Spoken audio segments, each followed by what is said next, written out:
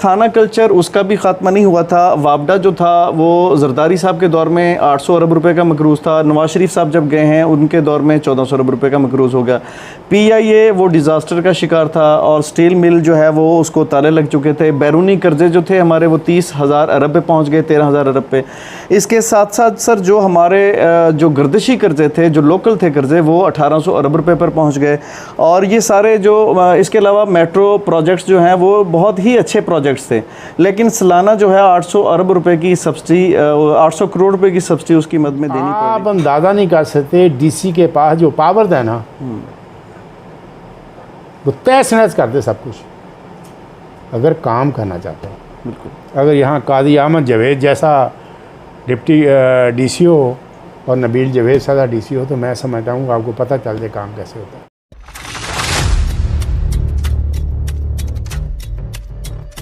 अस्सलाम वालेकुम, मैं हूं अतीक इस्लाम। किसी भी शख्स की ज़िंदगी में फ़ोकस और विज़डम की बहुत ज़्यादा अहमियत होती है, और अगर हम बात करें पॉलिटिशियंस की, तो विज़डम के बगैर आगे तरक्की करना और आगे मूव करना बहुत ही ज़्यादा मुश्किल होता है। आजकल के दौर में पॉलिटिकल विज़डम की अगर बात करें तो हमारे जहन में नाम आता है चौधरी शफीक साहब का। अस्सलाम वालेकुम सर। वालेकुम अस्सलाम। चौधरी शफीक साहब एक वो नाम है जो 2002 से लेकर 2021 तक सूबाई असम्बली के मेंबर हैं, और इन्होंने जब शुरुआत की पॉलिटिक्स की तो सबसे पहले इन्होंने एक डिक्टेटर के दौर से शुरुआत की, और उन्होंने मुखालिफिन के जो मामला थे उसके बावजूद इन्होंने सियासत में जो है वो कदम रखा और प्रोविंशियल असम्बली का इलेक्शन जो है उसको जीता। इसके अलावा जो है वो आप शहबाज शरीफ की सूबाई कैबिनेट में इंडस्ट्रीज़, कॉमर्स एंड इन्वेस्टमेंट के वज़ीर भी मुंतखब हुए। उसके बाद आप नवंबर 2016 में स्पेशल एजुकेशन के मिनिस्टर के तौर पर भी ज़िम्मेदारियां संभाल चुके हैं। आपसे बात करते हैं। अस्सलाम वालेकुम सर। वालेकुम अस्सलाम। सर कैसे हैं आप? ठीक हैं? ठीक है, बिल्कुल खैरियत है। सर सबसे पहले आपसे ये सवाल करेंगे कि अगर 2002 से लेकर 2021 का दौर देखा जाए, ये टोटल जो दौर है वो 21 साल दौर बनता है, 20 से 21 साल। तो बहुत सारे सादकाबाद के थड़ों में और मुख्तलिफ़ अतराफ़ में ये बात होती है कि चौधरी साहब के पास कौन सी ऐसी गिदड़ सिंगी है कि वो लगातार जो है वो मुंतखब होते आ रहे हैं, चाहे वो डिक्टेटर का दौर हो और चाहे इमरान खान का दौर हो। तो हुकूमतें आती जाती रहती हैं, लेकिन आप अपनी सीट पर विराजमान हैं, इसकी क्या वजह है? शुक्रिया, आपने बड़ा अहम और मैं समझता हूँ अवामी सवाल किया है।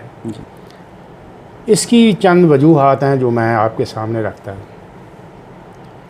सवाल ये पैदा होता है कि आप अगर किसी हलके से अवामी नुमाइंदगी का हक़ अदा करने के लिए जा रहे हैं तो आपके असूल क्या हैं।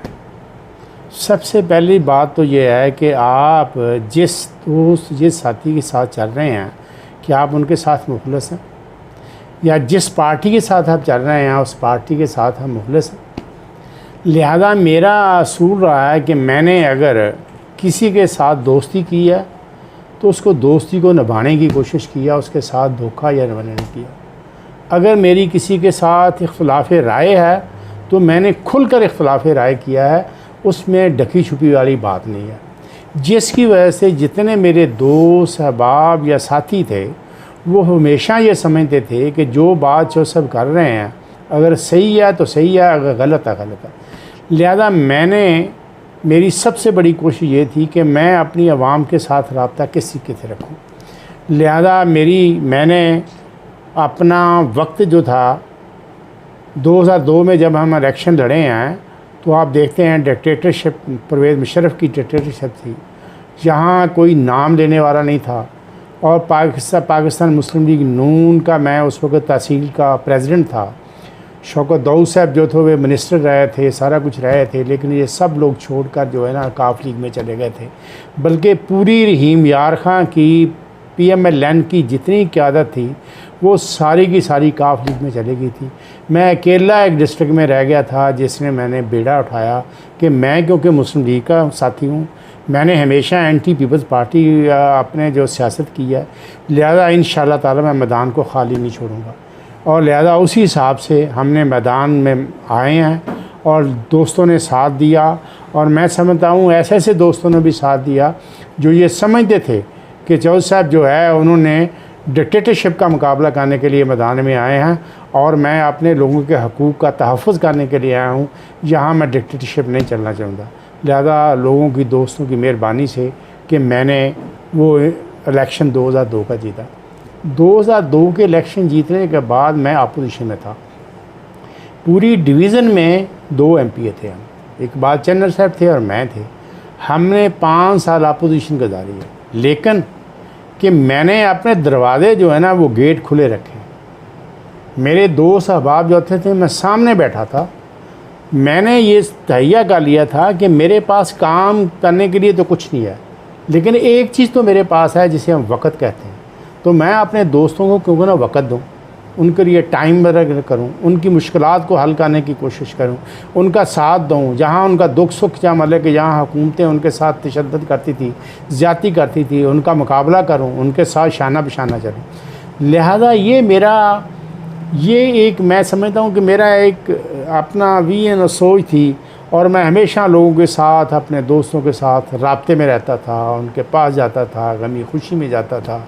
लिहाजा यही मैं समझता हूँ कि आप अगर लोगों के साथ, दोस्तों के साथ उनकी मुश्किलात हल करने में आप मुखलिस हैं तो लोग ज़रूर आपका साथ देते हैं। यानी आपका कहने का मकसद ये है कि लोगों के साथ जो आपकी अटैचमेंट थी और एक वालिहाना जो है लोगों के साथ मेल मिलाव था, उसकी वजह से ये एक लंबा जो सफ़र है आपने सियासत में तय किया। अल्लाह ताला की रहमत था। मैं हमारा कोई कमाल नहीं है, लेकिन यही है कि क्योंकि मैंने अगर एक मेरा दोस्त को तकलीफ़ हुई है, अगर एक कदम चला तो मैं 2 कदम आगे चला। जो साहब, इसके अलावा जो बहुत ज़्यादा 2018 के इलेक्शन के बाद सवाल सुनने में आया सादकाबाद की गलियों में, वो ये था कि 2018 के इलेक्शन जो था उसमें रात के वक्त तक कोई भी यहाँ पर नहीं पता था कि पीटीआई जीत रही है या मुस्लिम लीग नून जीत रही है। लेकिन ऐसा क्या हुआ, लोग कहते हैं कि रात तकरीबन जैसे ही 2 से 3 बजे हैं तो तकरीबन मुस्लिम लीग नून की शिकस्त जो है वो सामने आने लग गई। लेकिन चौधरी साहब भी, ये मुख्तलिफ़ जगहों पे बात होती है कि चौधरी साहब जो है अपनी तरफ से हार के जो है वो सो चुके थे और सुबह के वक्त जो है चौधरी साहब के बेटे ने उनको खुशखबरी सुनाई कि हम जीत चुके हैं। तो ये रात के वक्त जो फ़ैसला हुआ, इसके पीछे बेसिकली मैं आपको बता दूँ, कोई रात के पीछे या आगे फ़ैसला कुछ नहीं हुआ। पोजीशन ये है कि जब 6 बजे तक जो है वो मामला ठीक चलते रहे, हमें मुश्किलात सामने आती रहीं।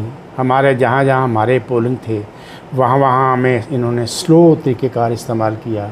उनके पास मखसूस उनकी पर्चियाँ थीं जो अपने उन लोगों को वोट कास्ट करने देते, हमारे लोगों को पीछे देते। लेकिन हमने सब्र व तहम्मुल के साथ वो हमने 6 बजे तक गया। 6 बजे के बाद जब गिनती शुरू हुई है तो इन तमाम मतलब के जो इस्टेब्लिशमेंट के लोग यहाँ ऊपर बैठे हुए थे, जो सारे लोग ये अपने जो पुलिस थी या फ़ौज थी या जो भी थे मतलब के सारे, उन्होंने हमारे पोलिंग एजेंटों को मतलब के बाहर भगा दिया। उन्होंने गिनती भी नहीं करने दी। 45 फार्म तो अलहदा बात है, मतलब कि गिनती क्यों, आप वहाँ बैठे हम खुद गिनती करेंगे। लिहाजा ये हमारे पास कोई 35-40 पोलिंग स्टेशन को रिज़ल्ट आया, उस वक्त मेरी 5-6 हज़ार वोट की लीड थी। उसके बाद हमें कोई रिज़ल्ट ही नहीं मिल रहा था, तय नहीं रहा था। फौजी लोग थे, लोग लड़ रहे थे, लोग इलेक्शन कोऑपरेटिव, हाँ जी, मतलब कि पोलिंग वाले दिन मतलब कि वहाँ लेट गए हैं। लेकिन इसके बावजूद उन्होंने, पुलिस ने, फ़ौज ने जो कुछ भी करना था वो उन्होंने किया या नहीं किया। पोजीशन ये बनी है कि लेकिन मैं 3 बजे के बाद, इसमें कोई शक नहीं कि मैं जो है ना दोस्त सारे बैठे हुए थे बाहर, बेटे भी बैठे थे और मेरे बाकी साथी नौजवान जो मायूसी की हालत में बैठे हुए थे, वो नहीं गए मल्ले के, वो यहाँ बैठे रहे हैं। मैं चला गया अंदर मल्ले के अपने। उसके बाद उन्होंने कहा कि देखो गिनती यार रिज़ल्ट आने शुरू हो गए, आप रिटर्निंग ऑफिस में जाएं। लिहाजा ये दोस्त सबूर साहब और दूसरे चंद साथी हमारे जो थे, नौजवान, मेरा बेटा है, वो भी वहाँ चले गए। वहाँ गिनती शुरू होगी। वहाँ आप अंदाज़ा करें कि उस वक़्त इस्टेब्लिशमेंट के कुछ लोग अंदर बढ़ने की कोशिश कर रहे थे और मतलब के रिज़ल्ट को चेंज करना कह रहे हैं, या जो करना था पीछे तो हो गया था। लेकिन मैं दाद देता हूँ उस रिटर्निंग ऑफिसर को जिसने बड़ी दिलेरी या जुर्रत से अपनी नौकरी भी दाव पे लगाकर उसने अपने मोबाइल ऑफ़ कर दिए, उसने टेलीफोन ऑफ़ कर दिया। लाहौर से टेलीफोन आ रहे हैं, बाराम यार खान डिस्ट्रिक्ट, उसने किसी का टेलीफोन नहीं सुना। उन्होंने 7 बजे, 7:30 बजे रिज़ल्ट बनाया, इनके साइन के, उनके साइन के, और हमें उन्होंने खुशखबरी सुनाई, आप इतने वोटों से जीत गए। ये किसी की खूबी नहीं है, ना हमारी खूबी है, ये मैं समझता हूँ कि अल्लाह ताला की रहमत है। जो कुछ बचा ना, जो ये कर सकते थे इन्होंने किया, जो बचा था वो अल्लाह ताला ने हमें दे दिया। सर इसमें मैं पूछना चाहूँगा कि जब से पाकिस्तान बना है 2021 तक, अब जितना भी हमारा 73 साल का दौरानिया गुजर चुका है, इसमें एस्टेब्लिशमेंट का किरदार बेसिकली जो सामने आता है, उसकी क्या वजह क्या देखते हैं आप? सर देखें, पोजीशन यह है कि उसमें हमारा सबका कसूर है। आप देखें ना कि एक्चुअल ये इस्टेब्लिशमेंट की सियासत शुरू हुई थी 1956 में। एक तो हमारे कायदे आज़म मोहम्मद अली जिन्ना साहब जल्दी थे, अल्लाह को प्यारे हो गए। उसके बाद लियाकत अली ख़ान से उसको शहीद कर दिया गया। बाकी सियासतदान इधर उधर, वो किसी को उतारो, किसी को लाओ, या वो किसी मतलब के 1956 का मतलब के अपने आइन बना, वो भी ऐसे ही करेगा। उस वक़्त अयूब खान को मौका मिला, लिहाजा उसने अयूब खान ने हुकूमत जो है टेक ओवर की। और फिर उसके बाद ये मुसलसल मतलब कि जब इस्टेब्लिशमेंट हुकूमतों में घुस जाए, जब उनको भी इक़्तिदार की आपने जो खुशबू होनी शुरू हो जाए, तो उस वक़्त की वो हमारे इंटर हुई है। आप उसको अब निकाल नहीं सकते जल्दी। आप उसका किरदार भी आपको देखना पड़ेगा। आप उसको बराह रास्त आपको अपने मामलात में इन्वॉल्व भी करना पड़ेगा। वो इस कदर घुस गई है, और उसके साथ साथ वो बहुत बड़ी एक जिसे कहते हैं ना ईस्ट इंडिया कंपनी बन गई है। जितना बिज़नेस इस वक्त हमारी एस्टेब्लिशमेंट के पास है, इतना बिज़नेस तो हमारा प्राइवेट सेक्टर में नहीं है। तो सर आप देखें इनको किस तरीके से आप पैदा कर सकते हैं। सर बतौर ऑब्ज़र्वर आप गालिबन जो है वो 2002 से काफ़ी पहले से जो है एज ए पॉलिटिशियन मुशाहिदा कर रहे हैं पाकिस्तान की सियासत का। तो आप 25 से 30 साल का जो एक्सपीरियंस है उसमें क्या कहेंगे कि पाकिस्तान की सियासत बहुत ज़्यादा मुश्किल है या नॉर्मल अंदाज में चल रही है? सर सियासत मतलब कि इसको मुश्किल किस लिए, मतलब कि क्या है इसमें? महंगी सियासत है। मतलब कि महंगी सियासत जो हुई है ये अपने हुई है 85 के बाद, जब आज़ाद उम्मीदवार की सीए से जनरल ज़ियाक ने इलेक्शन लड़ना शुरू किया है ना, उस वक्त पैसा इन्वॉल्व होना शुरू हो गया। और लेकिन उसके बाद जो है पहले जो थे हमेशा पार्टियों के हिसाब से इलेक्शन लड़ा जाता था, पार्टियों को वोट बनते थे, सारा कुछ बनते थे। लेकिन एक मैं और बताऊँ, असल बात ये है कि देखो जब 1970 में भुट्टो की हुकूमत आई है ना, जब भुट्टो की सियासत आई है, उसने जो है लोगों के जो जज्बात से उसके साथ खेला, रोटी कपड़ा और मकान का नारा लगाकर लोगों को एक्सप्लॉइट किया और उस पर हुकूमत दी। लेकिन जिस अंदाज से वो आया था वो इस तरीके से लोगों को संभाल नहीं सका।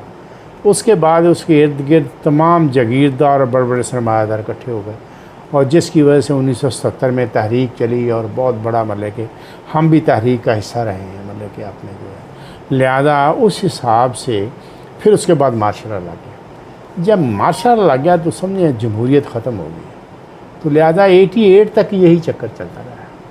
88 में दोबारा इलेक्शन हुए हैं, तो आप समझ लें मतलब कि उस वक्त बेनज़ीर भुट्टो साहबा जो है वो बाहर से आई हैं, और वो एक दिन सैलाब की शक्ल में वो पार्टी की नजर, वहाँ पैसे की सियासत नहीं थी। उससे पहले 90 तक पाकिस्तान मुस्लिम लीग का कोई स्ट्रीट पावर नहीं थी, बिल्कुल। चाहे वो कन्वेंशन लीग रही है, चाहे वो काफ लीग रही है, चाहे वो कुछ भी लीग रही है, इसकी स्ट्रीट पावर नहीं। स्ट्रीट पावर जो थी वो दो पार्टियों की थी, एक पीपल्स पार्टी की थी, एक जमात इस्लामी की थी। लिहाजा 90 के बाद 91 के बाद ये मियाँ नवाज शरीफ से की खूबी है कि उसने पाकिस्तान मुस्लिम लीग नून का नाम देकर पार्टी की स्ट्रीट पावर बनाई, और उसके बाद जो है PMLN जो है ना वो मैदान में आगे बढ़ना शुरू हो गई। इससे पहले कोई PMLN कोई PLF को नहीं गए थे अपने से। और 93 का जो इलेक्शन हुआ था वो प्योर PMLN के नाम पे बेचते हुआ था, और वो प्राइम मिनिस्टर बने। अब देखिए बदकिस्मती ये है कि हर 2-2.5 साल के बाद अगर हुकूमत ख़त्म कर देंगे, अगर आपका किसी के साथ भी क्रैश हुआ है, उसमें हमारे सियासत लोगों का है। देखो पॉलिटिक्स जो है ना, इसे भी आप कहें कंप्रोमाइज़ है। आप उस तमाम अदारों को, तमाम दोस्तों को, तमाम साथियों को साथ लेकर चलना पड़ेगा। आप जब तक बग़ैर मशावरत के काम करेंगे, डिक्टेटरशिप चलाने की कोशिश करेंगे, उस वक्त आपके साथ मसाइल खड़े हैं। हमारी बदकिस्मती है, जो शख्स भी सीट पर आकर बैठा ना, उसने मशावरती सिस्टम को ख़त्म किया, और जिस तरीके से मशावरती सिस्टम ख़त्म होता गया, उसी तरीके से ये हमारी सियासत जो है तबाह व बर्बाद हो गई। और उसके साथ साथ करप्शन का एलिमेंट जो है ना, चाहे वो ब्यूरोक्रेसी है, चाहे वो सियासतदान है, चाहे वो इस्टेब्लिशमेंट है, उसमें इतना बढ़ गया कि हर शख्स ने उस हाथ रंगे। लिहाजा जब आप किसी भी चीज़ को लूटना शुरू कर देंगे, किसी भी चीज़ या जो आपका मिशन है उससे हट कर आपके सामने खुद गर्जी के मतलब की चीज़ पैदा हो जाएगी, तो उस वक्त चाहे वो अदारा है, चाहे वो मुल्क है, वो तबाह होना शुरू हो जाएगा। आज उसका खमियाजा जो है ना, ये चंद सौ, चंद हज़ार लोगों का जो खमियाजा है, वो हमारी अवाम भुगत रही है, चाहे वो महंगाई की शक्ल में, चाहे अमन अमान की शक्ल में, चाहे वो हेल्थ के सिलसिले में, चाहे वो हायर एजुकेशन। पाकिस्तान में मैं समझता हूँ किसी चीज़ की कमी नहीं है। मैंने दुनिया में भी देखी है। मैं जितना पुरसकून पाकिस्तान को समझता हूँ, जितनी खुशहाल और अच्छी ज़िंदगी और बग़ैर बेचैनी के ज़िंदगी जो आप सब पाकिस्तान में है ना, वो यकीन करो बाहर नहीं। बाहर तो मशीनरी दौर है। लिहाजा हमने अपने लिए अज़ाब खुद पैदा किया। जागीरदार की अपनी सियासत है, उसे कोई अवाम के साथ दिलचस्पी नहीं, कोई प्यार नहीं, कोई मोहब्बत नहीं। वो हमारा खून चूसते रहे हैं, MNA MP बनते रहे हैं, उनका काम है मिनिस्टर बनना दूसरा। लिहाजा ये पॉलिटिक्स मतलब कि कौन सी इसमें मुश्किल है यार। लोग आप काम करें ना, लोग आपकी इज़्ज़त करते हैं, एहतराम करते हैं। मुझे तो नहीं, मैंने देखा कि मुझे अपने जो है किसी किस्म की मेरे अवाम ने मुझे तकलीफ़ दिया।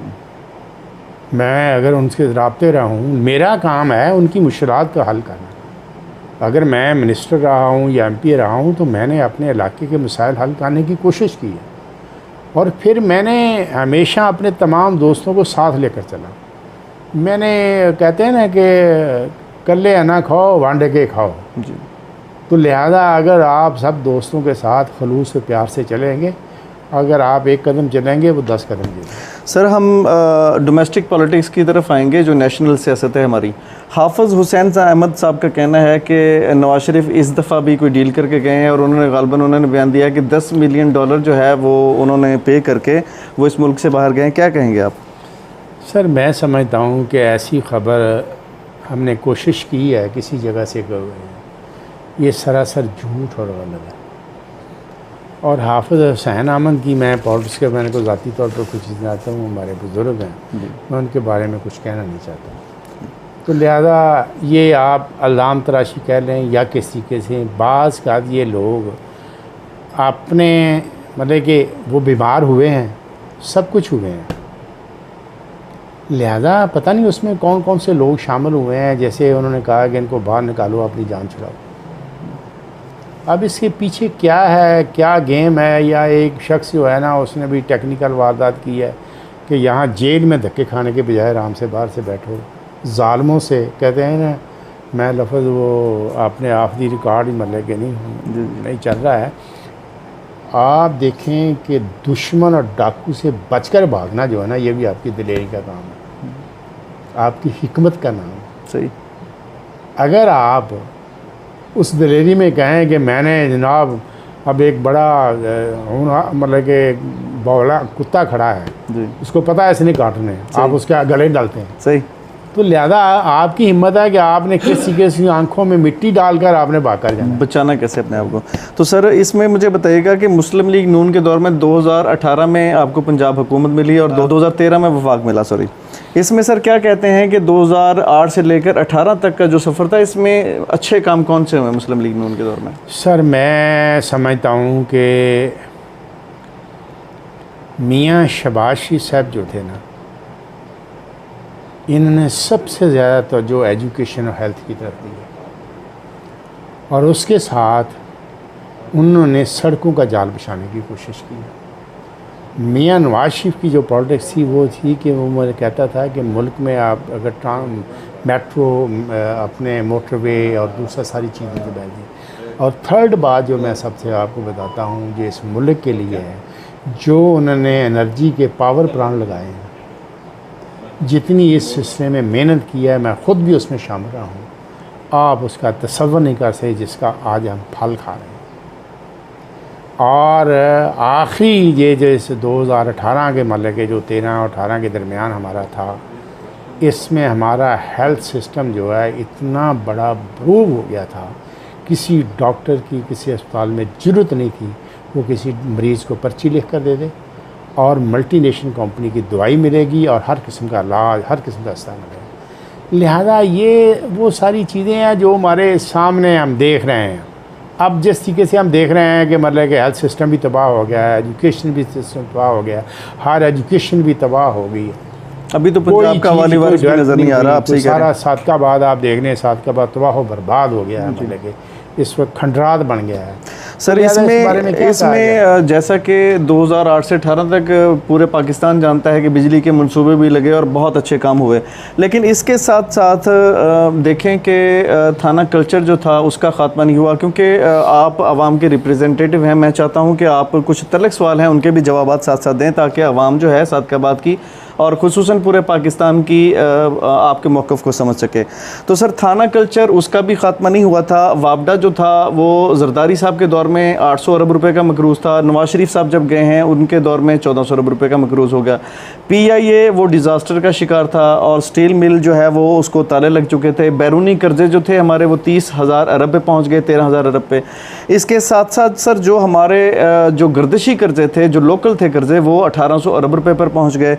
और ये सारे जो इसके अलावा मेट्रो प्रोजेक्ट्स जो हैं वो बहुत ही अच्छे प्रोजेक्ट्स थे, लेकिन सालाना जो है 800 करोड़ रुपए की सब्सिडी उसकी मद में देनी पड़ रही थी।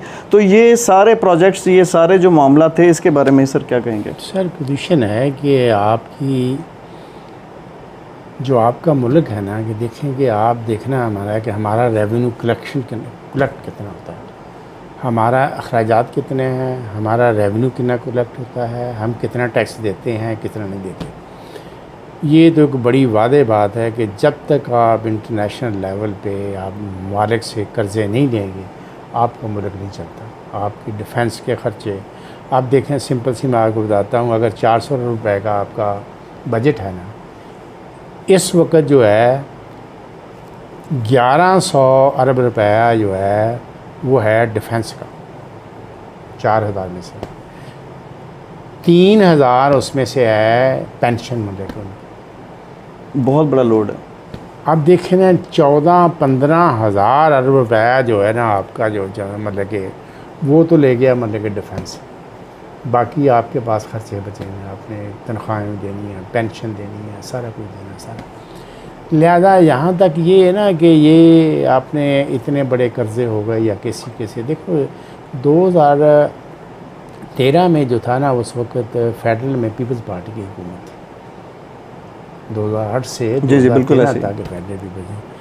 अब अगर स्टील मिल बैठी है तो उसके दौर में बैठी, बिल्कुल सही कह रहे हैं। अगर PIA बैठा है तो उनके दौर में बैठा है, क्योंकि PIA में सबसे बड़ी जो जरदारी साहब ने ज़्यादती की है कि जो लोग उन्होंने 98 में मतलब कि इन्होंने एक भर्ती निकाले थे सियासी सतह पर, उनको तमाम लवाजमात के साथ उनको बहाल भी किया और उनको सारा पैसा दिया, जिससे वो बेड़ा लोड हो गया। नाजायज़ किस्म दियाँ रेलवे और भर्ती में, रेलवे जो है वो बलोर साहब के ज़माने मतलब कि तबाह बर्बाद हो गई, सारा कुछ है मतलब कि। और इसी तरीके से हमने सर यहाँ पर एक छोटा सा सवाल, सॉरी मैं इंटरप्ट करूँगा आपको, कि ये छोटा सा सवाल बनता है कि जिस वक्त 2013 में कोलिशन पार्टनर बने हैं जरदारी साहब आपके, तो क्या जो जिम्मेदारान थे उनको सज़ा नहीं मिलनी चाहिए थी आपके दौर में? सर आपने बिल्कुल अपने मिलनी चाहिए। देखना है कि आपका सज़ा का सिस्टम जो है ना वो किस हद तक, अगर आपने किसी को सज़ा भी देनी है तो उसका भी अपने आपके कानून और आइन में कुछ ना कुछ चीज़ें हैं। मिसाल दे, अगर एक करप्ट आदमी आपको पता है ये करप्शन कर रहा है, तो अगर आप उसको पकड़ना है तो मतलब कि देखें ना, अगर कोई चीज़ आपके सामने आएगी तो पकड़ेंगे ना। बदकिस्मती है कि हमारे यहाँ मतलब कि ये अभी तक उस किस्म का नहीं है। हमने एहतसाब वाली बात नहीं कही हमने, इंतकामी है सर, इंतकामी कार्रवाइयाँ। सर इसके अलावा मैं पंजाब की तरफ आऊँगा कि उस्मान बुज़दार साहब जब से आए हैं स्पेशली हमें देखने में आया है कि रेट कंट्रोलर हमें बाज़ारों में नज़र नहीं आते और फूड इंस्पेक्टर नज़र नहीं आते, जिसका जो जी चाहता है वो रेट बना देता है। गालबन मुस्लिम लीग नून के दौर में 140-45 रुपये मिलने वाला घी जो है वो 280 और 300 रुपये पे पहुँच गया। इसी तरह अशिया खुर्दोनोश के रेट जो है वो आसमानों पर पहुँच गए हैं, जिसकी वजह से इमरान खान साहब की जो पॉलिटिकल एक हैसियत है वो काफ़ी ज़्यादा कम हुई है। तो ब्यूरोक्रेसी उनके साथ अटैच नहीं हो रही, काम नहीं करी मिलके, या उनको काम करवाना नहीं आ रहा, क्या कहेंगे? सर पोजीशन है ये बिल्कुल गलत बात है। ब्यूरोक्रेसी जो है ना ये एक गवर्नमेंट का दायरा है, हर वो गवर्नमेंट के आने वाले के साथ वो चलती है, वो किसी की नहीं होती। आपने जो स्ट्रेटजी जो पॉलिसी इनको देनी है उसके मुताबिक उन्हें अमल करना है, ये आप नोट कर लें। अगर आप कहें कि ये लोग, मैं उसकी सिंपल मिसाल देता हूँ कि ये आपका चीफ सेक्रेटरी जो है पंजाब का जो है, ये अपने मुश्तबा वाल से मियाँ शहबाज जी, जो इस वक्त कमिश्नर लाहौर है, ये आप समझने कि इतना लाडर था जितना सबसे बड़े मुखालिफ इस वक्त वो है। बिल्कुल, लेकिन वो गवर्नमेंट की पॉलिसी की वजह से जो गवर्नमेंट उनको कहेगी वो ही कहेगी। उन्होंने ही मतलब कि रायवेंट की ज़मीनों के इंतकाल खारिज किए हैं, सारे कुछ हैं, जबकि कमिश्नर को हर बात का पता। समझना, सवाल ये पैदा होता है कि हम अपनी नाहली छुपाने के लिए जिस पे मर्जी कर दें। जहाँ तक उस्मान बुज़दार का तल्लुक़ है, उसका तो विजन ही नहीं है, उसकी सोच ही नहीं है। वो किसी डिपार्टमेंट की ब्रीफिंग नहीं ले सकते, किसी को ब्रीफिंग दे नहीं सकते। आप जब अदारों को बैठकर कोई बात समझाए देंगे, अपनी पॉलिसी नहीं देंगे, अदारे तो अपनी मर्ज़ी से काम करें। लिहाजा इसलिए जिस अदारे का जो दिल करता है वो किया जा रहा है, कोई उनको पूछने वाला नहीं है। और सबसे बड़ी बात यह है, इमरान खान के इर्द गिर्द भी वो मुफाद प्रस्त टोला इकट्ठा हुआ है जो प्योर बिजनेसमैन है। वो सर मतलब कि मैं तकरीर तो कर सकता हूँ, मुझे उतनी अक्ल और सोच भी चाहिए कि मैं चीज़ों को समझ सकूँ। मैं ना इकनॉमिक्स को समझता हूँ, ना मैं अपने डेवलपमेंट को समझता हूँ, ना किसी तरीके को समझता हूँ, ना मेरा कोई तजर्बा है। लिहाजा मुझे ऐसे आदमी चाहिए जो मुझे समझा सकें। इसके इर्द गिर्द जितने हैं ये मतलब कि सारे रज़ाक दाऊद है, दूसरा है, सारे मेडिसिन में कितनी करप्शन हुई है, दूसरी कितनी है, मेडिसिन की करप्शन करने वालों ने जो फार्मास्यूटिकल कंपनी से अरबों रुपए लेकर कीमतें आसमान पर चढ़ा दी हैं। इसी तरीके से जो घी मिले हैं मतलब कि अपने जो उन्होंने रेट जो जैसे 140 रुपये से 280 रुपये 90 तक चला गया। मैं खुद प्राइस वेट मेजरमेंट का मतलब इंचार्ज था पंजाब का, मुझे पता है कि मतलब कि क्या मतलब कि इसमें है क्या नहीं। लिहाजा असल है कि हर बंदा खा रहा है। इस वक्त सबसे बदकिस्मती है कि क्या कहीं आज तक हमने नहीं देखा सिफारिश पे डीसी और एसपी लगते देखे हैं, कभी रिश्वत और पैसे पे नहीं लगते। ये वाहिद इस वक्त हुकूमत है जहाँ पैसे देकर मतलब कि एसपी भी लगता है और डीसी भी लगता है। उस्मान बुज़दार को आप क्या समझते हैं कि वो अपने तौर पर फैसले लेने के मिजाज हैं या जस्ट एक कठपुतली हैं? ये तो एक मोहरा रखा हुआ है इमरान खान ने, सारे फैसले वही सारे मतलब के फैसले वो करते हैं। और ये किस तरीके से हैं मतलब कि अब मैं नहीं कहना चाहता, मतलब कि मुझे काफ़ी हद तक इस पता है कि कौन इसको लेकर आया है, कौन इसके मतलब। सर हम पीडीएम की सियासत की तरफ आते हैं। पिछले दिनों में मैं अवाम के अंदर गया तो उन्होंने गालबन कहा कि मुस्लिम लीग नून के जो वोटर्स थे उनका कहना ये था कि अगर हमारी सियासत को ज़िंदा रखना है तो पीडीएम के ज़रिए इनकी तरफ जो है हमें मूव करना होगा और इस्लामाबाद जाना होगा, और अगर जो है हमारी जमातें और अपोजिशन की जमातें मिलकर नहीं जाती तो हमारी सियासत जो है वो ज़िंदा नहीं रहेगी। क्या कहेंगे इस पर? सर मैं देखो, तहरीकें चलाना जो है, जुलूस निकालना तो आपका हक़ है, लेकिन बदअमनी फैलाना तो आपका हक़ नहीं है। जी बिल्कुल। अब मतलब कि हर पार्टी में, हर ग्रुप में हर किस्म के लोग होते हैं। जो कुछ लोग होते हैं जो हर वक्त नेगेटिव अंदाज से सोचते हैं, कुछ लोग होते हैं जो पॉजिटिव अंदाज से भी सोचते हैं और मतलब के मुफादा मतलब के पॉजिटिव मीन के मतलब के बेहतरी की तरफ भी सोचते हैं। लेकिन असल बात जो है ना, जो ये इनके दरमियान जो इतनी बड़ी लकीर और इख्तलाफ आएगा वो उसका सबसे बड़ा जो है वो इमरान खान की डिक्टेटरशिप है। सर आप तसव्वुर नहीं कर सकते, उसने आज तक किसी अपोजिशन बंदे के साथ सलाम अलैकुम नहीं ली। जिस मीटिंग में अपोजिशन आई है, चाहे एस्टेब्लिशमेंट भी सारी बैठी है, इमरान खान नहीं आएगा। तो यार ये तो होता है कि अपोजिशन और गवर्नमेंट जो बेंचेस हैं ये बैठकर बातें मामला को लेकर चलते हैं। बात चीज़ें ऐसी होती हैं जिनको जिसकी वजह से फिर तशद्दुद की सियासत पैदा होती है। बिल्कुल ऐसे ही। लिहाजा हमारा जो बदकिस्मती है वो सिर्फ यही है, एक तरफ उन्होंने तमाम के ख़िलाफ़ इंतकामी सियासत की है, इसको पकड़ लो अंदर कर दो, इसको पकड़ो अंदर कर, जो बोले उसको अंदर कर दो, जो बोले सुन। दूसरी तरफ किसी के साथ को मुज़ाकरा करने, हर वक्त चोर डाकू बदमाश गुंडा मतलब कि अब हर वक्त कहीं जाएंगे। तो यार हमें नहीं पता क्या किसी ने कमाया क्या किसी ने खाया। देखने वाली बात है कि अगर किसी ने करप्शन की तो बिल्कुल पकड़ो। वो आप देखें ना, जितने करप्ट लोग थे वो सारे के सारे तो आपके पास हैं, बिल्कुल उनके बारे में नहीं सोचते। अब आप अगर तरीन के बारे में सोचें यार, 2001 में क्या था, आज क्या है, मुशर्रफ दौर से लेकर अब तक। तो लिहाजा देखने वाली बात है कि वो लोग जिनके सारे आपके हैं, तो लिहाजा पीडीएम जो था ना एक अदारा बना था और इस हिसाब से ताकि हम मुश्तरका तौर पे कोई ऐसी कंपेन चलाएं जो गवर्नमेंट को टफ टाइम में। अब एक्चुअली वहाँ पीडीएम में बैठकर जो क़वायद व ज़ाब्ता तय हुए थे ना, उसकी वायलेशन जो की है वो पीपल्स पार्टी ने की है। बिल्कुल ऐसे ही, समझ देना ऐसे ही। अब देखने वाली बात यह है कि पीपल्स पार्टी ने वायलेशन किया, फिर वहाँ ज़बान दराज़ी शुरू हो गई।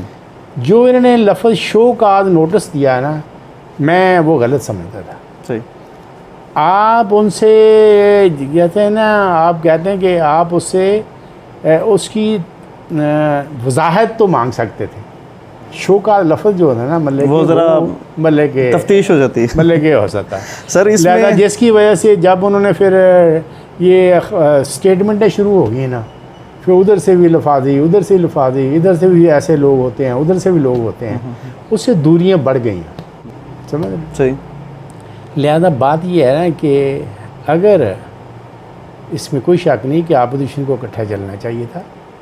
अपोजिशन हमेशा इकट्ठी होकर चलती है और गवर्नमेंट को टफ टाइम देती है। शहबाज शरीफ साहब कोशिश कर रहे हैं, तो लिहाजा शहबाज शरीफ कोशिश कर रहे हैं, लेकिन उसमें हमारी पार्टी में भी ऐसे लोग हैं बहुत ज़्यादा जज्बाती हैं, हमारे सामने बैठ कर बातें करते हैं, आग लगा दो, वो कर दो, ये कर दो, और कुछ नहीं कर सकते। सही जी सर। इसके अलावा मैं आपसे पूछना चाहूँगा कि नवाज़ शरीफ साहब जब यहाँ से बाहर जाना चाह रहे थे और उनके प्लेटलेट्स का गालबन कोई मसला था, तो हुकूमत कहती है कि हमने उनको बाहर नहीं भेजा और कुछ हल्के कह रहे थे कि जो है हुकूमत ने भेजा है। तो एक बड़ी कन्फ्यूजन क्रिएट हुई है, इसके बारे में क्या कहेंगे आप? सर मैं इस सिलसिले में पोजीशन ये है कि जब वो जेल में थे, जब उनकी तबीयत ख़राब हुई तो उन्होंने काफ़ी कोशिश की कि हमारे डॉक्टर जो है ना, मेरा जो डॉक्टर है उनसे मेरा रब्ता कायम किया जाए जैसे, लेकिन ये लोगों ने हट दर्मी सा मुजाहरा करते हुए जब तबीयत ज़्यादा ख़राब हुई तो फ़ौरन इनको हॉस्पिटल में एडमिट करना पड़ा। अब ये सर्विस अस्पताल में मतलब के उस वक़्त इनके प्लेटलेट्स जो थे ना वो बहुत मतलब के डाउन हो चुके थे और उनकी तबीयत बहुत ज़्यादा ख़राब हो चुकी थी और तमाम डॉक्टर्स, तमाम स्पेशलिस्ट जो है ना, पूरा अमला इन्होंने लाहौर कराची से मंगवा कर वहाँ बैठाया हुआ था। अब वहाँ ये पोजीशन थी कि उस वक़्त उनके टेस्ट लिए जा रहे थे बार बार, और उसमें से कराची से डॉक्टर ताहिर शमसी है जो इस चीज़ के माहिर थे मतलब के प्लेटलेट्स के, लिहाजा उसको भी स्पेशल बनाया गया। और डॉक्टर फैसल सुल्तान जो इस वक्त हमारे अपने कोरोना के मतलब के इंचार्ज हैं, सारा कुछ हैं, मतलब कि ये शौकत खानम के एमडी थे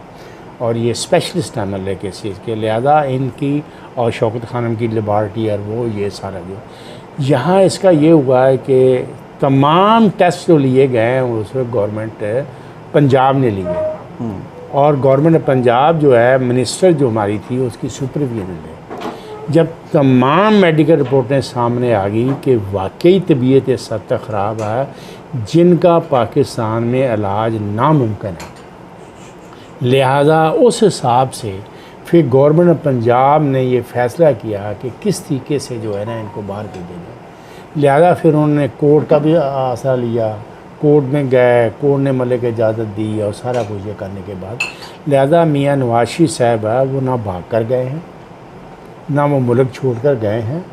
उनकी तबीयत इस हद तक ख़राब हो चुकी थी कि ये अपने ज़ुम्मे नहीं लेना चाहते थे कि ये शहीद हो जाए और हमारे लिए हमारे सियासी मौत बन जाए। लिहाजा उन्होंने अपनी जान छुड़ाने के लिए उनको बाहर भेजा ताकि ये अपना इलाज बाहर से गए, अगर कुछ हो तो वहीं हो, लेकिन हमारे ज़ुम्मे ना कुछ चीज़ करें। गालिबन नवाज शरीफ साहब के हल्के से एक खातून डॉक्टर भी हैं, तो उन्होंने भी कोई अप्रूवल वगैरह दिया था इनका कि ये वाकई तबीयत ख़राब है और उनको जाने दिया जाए? बहरहाल वो उनका मतलब क्या है, लेकिन ये सारे टेस्ट जो लिए गए हैं ना वो गवर्नमेंट ऑफ पंजाब के मिनिस्टर जो हमारी है मैडम साहिबा, उसकी जो निगरानी में सब कुछ हुआ है। इसलिए वो बार बार आकर मतलब कि कहती थी कि उसके जो मेडिकल रिपोर्ट्स हैं वो बिल्कुल सही हैं। ये बाद लोग मतलब कि ये फवाद चौधरी और दूसरे जो बोलते भी थे, लेकिन वो उसकी तरदीद करती थी।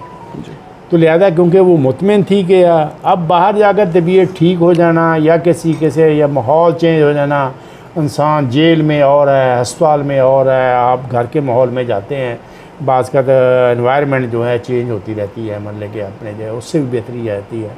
लेकिन वहाँ मतलब कि कोरोना की वजह से अस्पताल सारे जो है ना वो एडमिट नहीं हो सकते, लेकिन अल्लाह ताला बेहतर करे, वरना कोई ऐसी बात नहीं कि वो बाद में। इसके अलावा सर एक कॉमन सा सवाल पूछना चाहूँगा, जैसे कि हर शख्स का कोई आइडियल होता है, तो आपके आइडियल आपके गालिबन लीडर होंगे यकीनन, तो मैं पूछना चाहूँगा कि नवाज शरीफ साहब जो है आपके आइडियल लीडर हैं या शहबाज शरीफ साहब?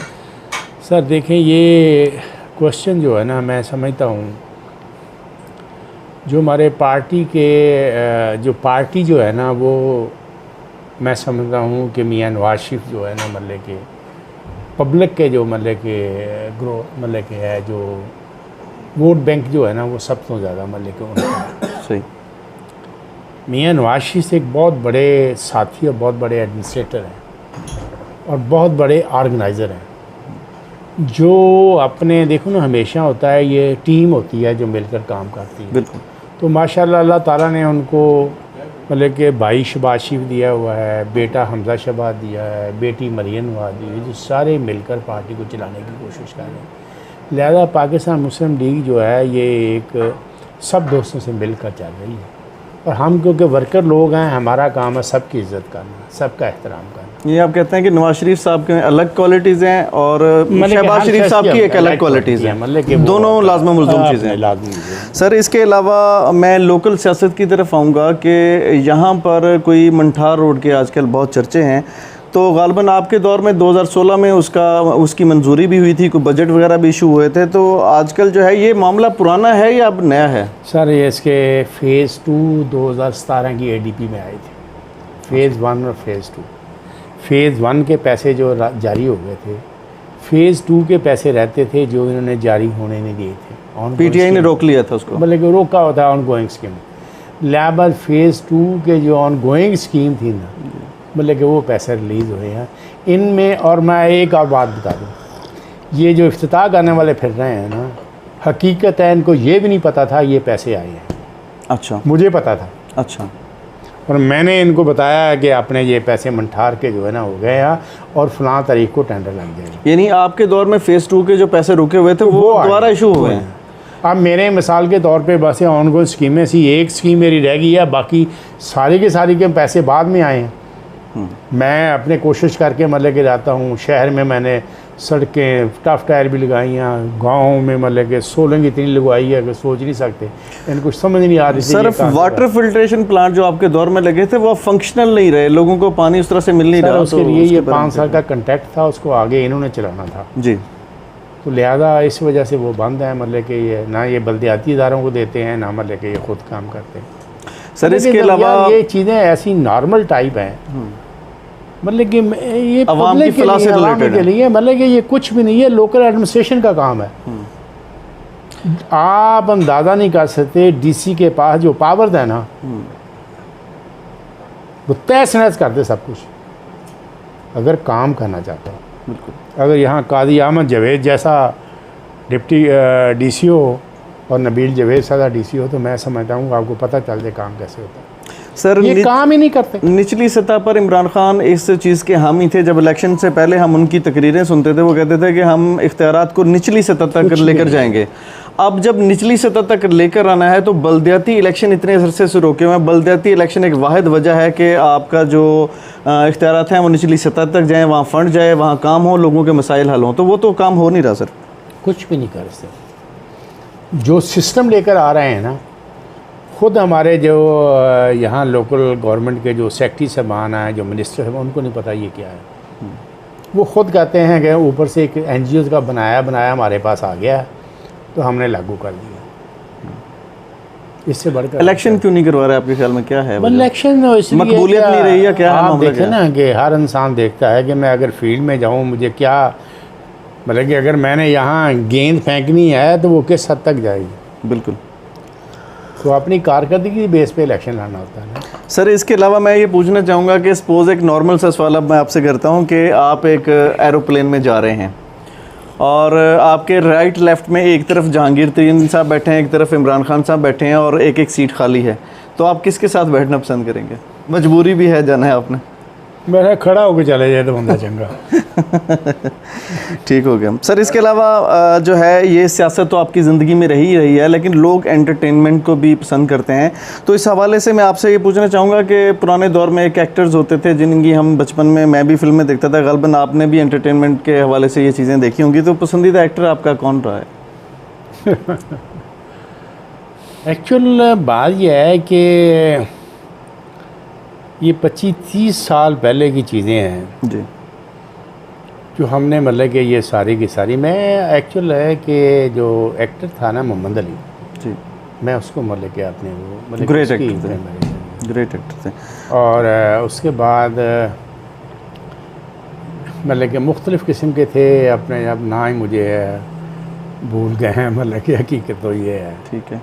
लेकिन ये मोहम्मद अली जो था ना, मतलब कि इसको मतलब कि मैं संजीदा किस्म की मतलब कि इनको समझता था, ज़ेबा और लेजेंड थे। मतलब कि अपने। तो सर इसके अलावा उस दौर में बहुत नामिनेटेड जो है गुलकार भी गुजरे हैं, तो उसमें से कोई एक? हाँ, उसमें से देखें ना कि मतलब कि मलका तरन्नुम नूरजहां थी, ज़ुबैदा खानम थी अपने, और मुख्तलिफ़ किस्म की मतलब कि अपने जिनकी यकीनन बड़े नाम थे ये। मतलब कि अब शौक ही ख़त्म हो गया सर। ठीक हो गया। इसके अलावा सर आखिरी सवाल आपसे ये पूछना चाहूँगा कि 2023 में PP 267 का विनर कौन होगा? सर देखो, ये चीज़ें जो है ना, मैं समझता हूँ ये मुकद्दर की बात है। और 2023 में इलेक्शन का क्या टेम्पो बनता है, क्या हालात बनते हैं, क्या सिचुएशन होती है, उसके मुताबिक ही फैसला हो सकता है। सही। और आप हमेशा इस पार्टी में अपना टाइम वक्त देना मुनासिब समझेंगे या कोई कभी ज़िंदगी में कुछ ज़हन में आया कि पार्टी बदलनी है? मैंने कभी ज़हन में मेरे तसव्वुर भी नहीं आया कि मैं पार्टी छोड़कर किसी और पार्टी में। सर आपका बहुत बहुत शुक्रिया सर, बहुत बहुत शुक्रिया।